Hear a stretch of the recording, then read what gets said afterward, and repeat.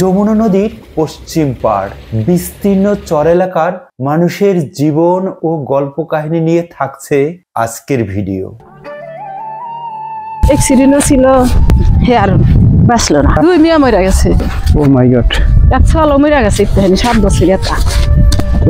কঠিন জীবন, জীবনের শোনা কষ্ট হয়ে গেল, জীবন আর সুখ পাইলাম কোনে, কষ্ট হয়ে গেল।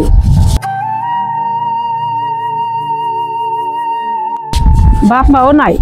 শুনেন, আমি আপনাদের এটা দিই আজকে। না না না না থাক গা, রাখেন। না ভাই দেয়া দেখবে না। না না না। আসসালামু আলাইকুম বন্ধুরা, আমি এই মুহূর্তে রয়েছি যমুনার পাড়ে সুন্দর একটি গ্রাম, রানী গ্রাম। এখানকার জমি ক্ষেত সবকিছুই যেন অসাধারণ।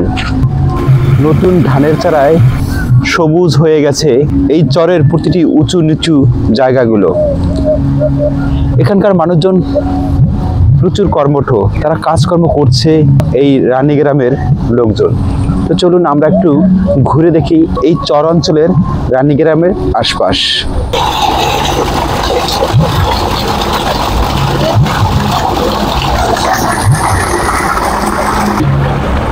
এই যমুনা নদীর তীরবর্তী যে মানুষের জীবনধারা, সেগুলো আপনাদের সামনে তুলে ধরার চেষ্টা করছি। তো চলুন ভিডিওটি শুরু করি। বন্ধুরা, আমি ধানি জমির আল ধরে একটু সামনের দিকে এগিয়ে যাচ্ছি। অসাধারণ জমি ক্ষেত। বন্ধুরা, এই রানী গ্রামের যে চর অঞ্চলটা আছে, এখানে কিন্তু দেখতে পাচ্ছেন যে তারা এই মাটি কেটে তাদের জমিটা কিন্তু ঠিক করছে, যাতে চারা রোপণ করতে পারে, ধানের চারা উপযোগী সেই জায়গাটা কিন্তু তারা তৈরি করছে। দেখুন, এই হলো ধানের চারা। এইটাই লাগাবেন না? সকাল থেকে তো কাজ করতেছেন মোটামুটি? ও, ফজরের পর থেকে কাজ করছেন। বন্ধুরা, আমি এখন এই চর থেকে হাঁটছি। কি নাম? মেশিন। এবং কারা কারা পানি পাচ্ছে সেটাও দেখতেছো?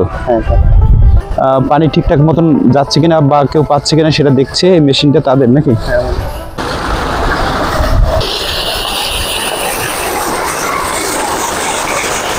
ধুধু প্রান্তর এই চরে মাঝে মধ্যে এরকম কিন্তু মেশিন মোটর সেট করে কিন্তু ভূগর্ভস্থ পানি উত্তোলন করা হয়, যেগুলা জমিতে দেওয়া হয়। এটা কি ফলাইবেন? ও, আমি তো মনে করছি অন্য কিছু করবেন। না, তার মানে ওই মেশিন দিয়ে পানি দেবে এখানে? ওই মেশিন দিয়ে পানি। চরের নাম আছে কেন? চরের নাম আছে এরকম গুগরা মুজা। ও আচ্ছা, হ্যাঁ, মুজা হলে গুগরা মুজা। ঠিকমত কইরা পানি নিয়ে নাল দিয়ে গাড়ি হালাতে। ওই ভালো সরা হালাইছে, মানে এটা একটু হালকা ভালো আছে, এ ভালো তো অসুবিধা হবে না। কয়টা চাষ করছেন এভাবে? ওইভাবে আছে এটা বললো 2-3 বিঘা চাষ করছে। এখানে যে ফসল, এটা দিয়ে সারা বছর চলে আপনার? আল্লাহ দিয়ে সারা বছর চলে। তারপরে নগদ টাকা আসবে কিভাবে? বাজার ঘাট খাওয়ার না, কিছু কাজ কাম করাই না। হ্যাঁ, একবেলা করে চরামত থাকি, একবেলা গাড়ি ঘুরি চালাই। বন্ধুরা, এই যে চরাঞ্চলের যে এই ভাইয়েরা আছে, তারা কিন্তু এই জমিটা নিজেরাই মানে ঠিকঠাক করছে। জমি চাষ করার পরে যে ফসল হয় সেটা দিয়ে তাদের সারা বছর ভালো মতনই যায়। আল্লাহর রহমতে ভ্যান বা রিক্সা অন্য কিছু চালিয়ে বাকি যে নগদ অর্থের যে কাঁচা বাজার করতে হয় বা পরিবারের চাহিদা যেগুলো রয়েছে সেগুলো কিন্তু তারা ওইভাবে ম্যানেজ করে থাকে। কেমন আছেন? আলহামদুলিল্লাহ ভালো। এখানে কতটুকু জায়গা? 10 থেকে 12 শতাংশ নাকি বলেন? কুড়িপাড়া। ও যে রেলে যাই না, এ যে সামনে আছে রেলে চরপাড়া। চরপাড়া। তাই এই যে এখন আমরা আছি চিতুল্লা চরে। হ্যাঁ হ্যাঁ হ্যাঁ। বন্ধুরা, এটা যমুনা নদীর পার একটি খণ্ডচর। তো সালাকা দিদি রানীগ্রাম থেকে আসছে, সেই অনেক দূর থেকে আসছে ঘাস কাটার জন্য। তার একটা বাছুর রয়েছে। বাছুর না গরু? হ্যাঁ, গরু। একটা গরু আছে, সেই গরুর জন্য ঘাস কাটতে এত দূর আসছে। সে প্রতিদিনই এখানে ঘাস কাটতে আসে। চলুন বন্ধুরা, তার যে জীবনের যে গল্প সেটা একটু শুনি। হাঁটতে হাঁটতে এই চর অঞ্চলের এই মানুষের কথাবার্তা, তাদের জীবন কিভাবে চলছে সেগুলো একটু জানার চেষ্টা করি। যদি আপনারা জানতে চান তাহলে ভিডিওটির সাথে থাকুন, নয়তো স্কিপ করে যেতে পারেন। তো এই হলো চিতুল্লা চর। আমরা এখন যে চরে আছি, দিদি ঘাস কাটতেছে, দেখতে পাচ্ছেন। পথে এই চরে আসতে আসতে দিদির সাথে অনেক কথাই হলো। আপনি কি এই রানী গ্রামের লোক? হ্যাঁ, তো বন্ধুরা এই চর অঞ্চলের যে লোকগুলা তারা কিন্তু অনেক পরিশ্রম করে। আমরা দেখতে পাচ্ছি এই দিদি কিন্তু যাচ্ছে, তার একটা গরু আছে, সেই গরু এত দূর ঘাস কাটতে যান? মেলা দূরে দূরে যায়, যেখানে যেখানে পাই হেঁকে কেন আমাদের যে ঘাস বেচছে তো মহিষামাগের কাছে, এই জন্য ঘাস পাওয়া যায় না। তো ঘাস কতক্ষণ কাটবেন? ঘাস জহরের রক্ত জহরের আগে খুঁটা কাটা নাগে তো। বাসায় আছে কে কে? বাসা ছেলের বউ আছে, নাতি পুতি আছে। ছেলে কি করে? ছেলে টাকে কাম করে। ট্রাকে? আর ঘাস কাটা ছাড়া আপনি আর কি কাজ করেন? আর কি করবো শোনা, ঘাস কাটি গরু খিলাই নামাজ কালাম করি, এই তো। মানে খড়ি কিনা পড়া লাগবো না, হ্যাঁ, সেই জন্য ঘাস মাসও কাটি, খড়ি যাওয়া খুঁটি, এই তো করি। এটা নিয়ে যাবেন? হ্যাঁ, তা আপনি এদিক যা কি করবেন? খালি বালু, খালি বালু। পোলাপান আছে, হাগর বউ পোলাপান আছে, তাহলে কি আমার কি বসে থেকে খাওয়া সাজব? আর ধরেন যে আমি এলা 500 বাড়ি খাই, আমারও তো 2-4 পয়সা নাগে। হ্যাঁ হ্যাঁ হ্যাঁ, সেই জন্য এখন কই যে একটু করে জোনারা দি পালি বেশি, 1 ছলের 3 মিয়া, আর 1 ছলের 1 মিয়া 1 ছল, তাহলে দিন মজুরি কাম করে হেরাই খাবো না, আমাকে দিব। তখন নিজেরটা নিজে ইনকাম করতেছেন না? হ্যাঁ, পোলা বানে তাও খাই, নিজের তাও ই করা না বুঝছি, পোলা পানের তো খাওয়া লাগে না, নয়তো একা তো চলতে পারেন না, তাই না? হ্যাঁ হ্যাঁ আবার পোলার উপরও চাপ হয়ে যায়। হ্যাঁ, আবার চা পাওয়া যায়, তারপর বউ পোলা পান আছে না, জিনিসপাতির কত দাম না। সেই জন্য শোনা কি করবো, কাম করি মরি আনি, আর এই যে একটু করে বাছুর পালি। বাছুর পাইলে তো এ কত মাস বসে এটা বড় হবে, তারপর বিক্রি করবেন, তাই তো করি। তাই না? হ্যাঁ, তো এত দূর সে কোথায় বাড়ি আর কোথায় যাচ্ছেন? মেলা দূরে দূরে যাই, ঘাস পাওয়া যায় না। চলেন, ঘাস কোথায় পাবেন সেখানে আমিও যাবো আপনাদের সাথে। এই যে ঘাস না, এই যে যাই গাছগুলো না, এর মধ্যে খুঁটা খুঁটা খুঁটা খুঁটা কাটতে কাটতে ওই রোদ যান। এটাই আপনার ঘাস না? হ্যাঁ, আমার জামাই আগে দোকান চালাইছে, অ্যাক্সিডেন্টও ছিল, আবার অসুখ হয়েছিল, টিভির ব্যারাম হয়েছিল, ওষুধ পাতি খিলাইলাম, হে আর বাঁচল না। আরে, আপনার মেয়ে নাই না? আমার মেয়েও ছিল, মরে গেছে। ও মাই গড। 1 ছলও মরে গেছে, একটুখানি 7 বছর এটা। তার মানে এই জীবনে আপনার 1 ছেলে মারা গেছে, 1 মেয়ে মারা গেছে, আর 2 মেয়ে মরে গেছে। এখন স্বামীও মারা গেছে, হ্যাঁ এখন 2 ছেলে শুধু জীবিত আছে। হ্যাঁ, তো কঠিন জীবন। জীবনে শোনা কষ্ট হয়ে গেল, জীবন আর সুখ পাইলাম কোনে, কষ্ট হয়ে গেল। বাপ মাও নাই, বড় বোনেরা ছিল, হেরাও মরে গেছে, আবার মা বাপও মরে গেছে।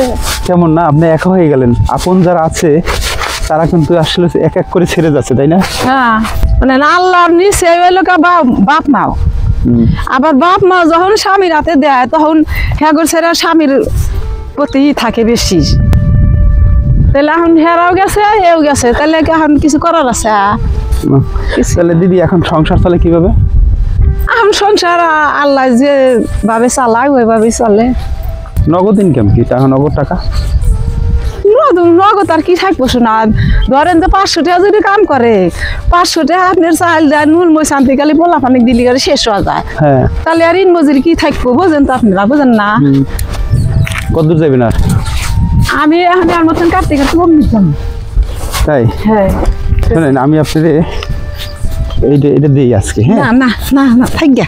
না না না, না না আপনি না, এটা রাখেন। না ভাই, দেয়া লাগবে না, না না না, দেয়া লাগবে না, শোন, দেয়া লাগবে না, এটা এমনি রাখেন, আমি তো আপনার রাখেন এটা।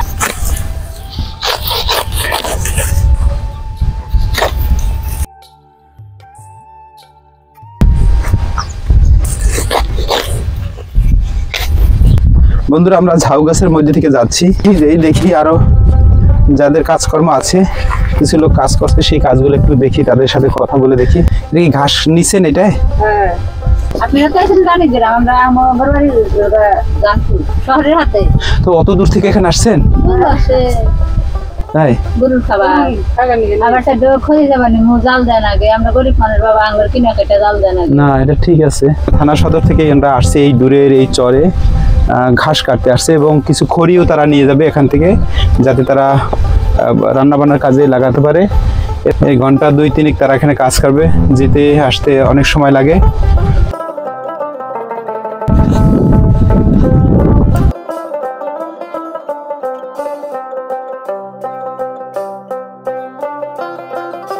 আসতে?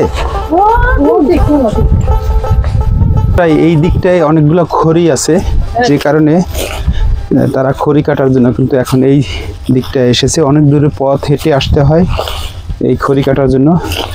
ঘাস যেমনি কেটে নিয়ে যায় তেমনি খড়িও কিন্তু নিতে হয় রান্না বান্নার জন্য, তাই না আল্লাহ? তো এক চর থেকে আর এক চরে যাচ্ছে বা এক জায়গা থেকে আরেক জায়গা যাচ্ছে। খেলা এখন যাই,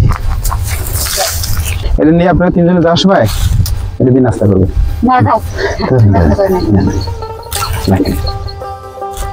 এই করতে হয় না।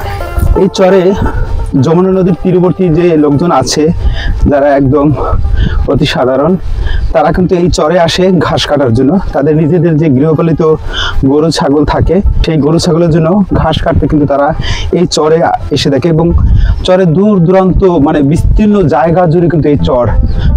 যাই হোক, তাদের ম্যাক্সিমাম জীবনেই তাদের একটাই কথা, তারা গরিব মানুষ, কষ্টের সৃষ্টি দিন চলে যায়। তারপরে তারা ঘরে বসে থাকতে চায় না, ঘরে যে একটা বোঝা হয়ে থাকবে সেটাও তারা চায় না। তারা চায় যে সংসারে তাদেরও কিছু কন্ট্রিবিউশন থাকুক। তো আপনারা যারা বিত্তশীল আছেন তারা যদি আপনারা তাদের সহযোগিতাও করতে চান, করতে পারেন। এটা সিরাজগঞ্জ জেলার যমুনা নদীর তীরবর্তী রানীগ্রাম, এই সালেকা দিদির বাড়ি। আমি বিষয়টা তুলে ধরার চেষ্টা করলাম। তাদের জীবনটা কিন্তু খুব সহজ না, অনেক কঠিন।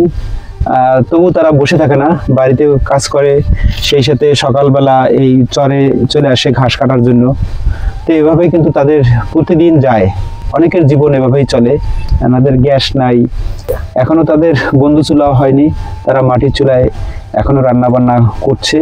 আর যদি আপনাদের কেউ সহযোগিতা করতে চায় তাহলে তাদের আমি এখানে আপনাদের কাছে নিয়ে আসবো। অনেক অনেক ভালো থাকবেন। সত্যি বন্ধুরা, প্রতিটি মানুষের জীবনে দুঃখ থাকে, দুঃখের গল্প থাকে। আমরা এতটাই ব্যস্ত থাকি সবাই, কারো দুঃখ শোনার আমাদের সময় নাই। তারপরে যারা এই ভিডিওটি এতক্ষণ ধরে দেখলেন বা এনাদের দুঃখ শুনলেন, সত্যি আপনারা যারা বিদেশেও আছেন বা চাকরি ক্ষেত্রে একটু অবসর পান তখনই কিন্তু এই ভিডিওটা দেখছেন।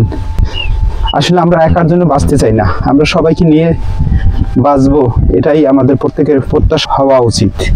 কেননা আমরা একার জন্য কতটা টাকা ইনকাম করি, এ টাকা তো আমাদের এত দরকার হয় না, দরকার হয় পরিবার পরিজনদের জন্য। পরিবার পরিজনদের দেওয়ার পরও যদি আপনাদের সামর্থ্য থাকে তাহলে কিন্তু এই মানুষদের অল্প অল্প সহযোগিতা যদি করি আমরা, তাহলে কিন্তু আমাদের দেশটা আরও এগিয়ে যাবে।